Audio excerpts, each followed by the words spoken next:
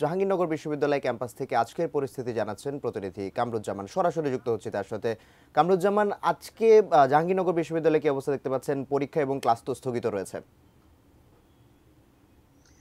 ধন্যবাদ। আমি এই মুহূর্তে রয়েছে জাহাঙ্গীরনগর বিশ্ববিদ্যালয়ের যে একদম যে শহীদ মিনারের সাথেই। আপনি জানেন যে গতকালকেই কিন্তু পৌনে এই 7টার দিকেই কিন্তু এই আফসানা করিম রাঁচির যে রিকশায় ধাক্কা লেগে যে অস্বাভাবিক মৃত্যু, এটি কিন্তু মেনে নিতে পারছে না জাহাঙ্গীরনগর বিশ্ববিদ্যালয়ের ক্যাম্পাসে তাদের 53 ব্যাচের শিক্ষার্থীরা। তারা কিন্তু আজকে ব্লকেট ঘোষণা করেছে এবং এর সাথে কিন্তু সকল ক্লাস বর্জন করেছে। এবং একটা বিষয় আমি আপনাদেরকে জানিয়ে রাখি, যে আপনারা জানেন, আমি দেখাতে চাই।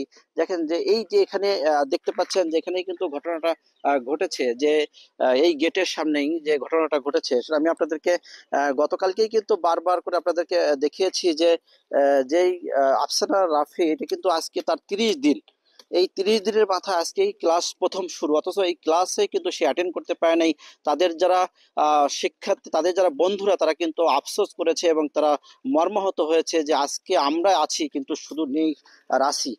এখন যে বিষয়টি সকাল থেকেই আপনারা জানেন যে পৌনে 7টার দিকে কিন্তু বিশ্ববিদ্যালয়ের প্রধান ফটকে তালা মেরে রেখেছে এবং কর্মসূচি পালন করেছে সকাল থেকে। এবং একই সাথে কিন্তু প্রান্তিক গেটেও কিন্তু তারা প্রধান ফটকে তারা তালা মেরেছে। এবং আমি আপনাদেরকে একটা বিষয় জানিয়ে রাখি, যে এই বিশ্ববিদ্যালয়ের ক্যাম্পাসের আজকে আমরা একটু আগেই কিন্তু দেখিয়েছি এবং আমরা দেখেছি যে এই জাহাঙ্গীরনগর বিশ্ববিদ্যালয়ের যে প্রধান যে মেন ছাত্রছাত্রীরা, তারা কিন্তু আজকে বিক্ষোভ মিছিলে তারা ফেটে পড়েছে। এবং এছাড়া তারা 48 ঘন্টা তারা বেঁধে দিয়েছে, যে 48 ঘন্টার মধ্যে যদি তারা এই জাহাঙ্গীরনগর বিশ্ববিদ্যালয়ের যে যাদের যে 8 দফা দাবি, এটা যদি প্রশাসন মেনে না নেয়, তারা কিন্তু তখন এই 48 ঘন্টার যদি তারা এই দাবি না মেনে নেয়, তখন তারা আবার ঢাকা রিচার্জ মহাসড়ক অবরোধ করবে বলেও তারা জানিয়েছে। এই ছিল সর্বশেষ আমার কাছে জাহাঙ্গীরনগর বিশ্ববিদ্যালয় থেকে।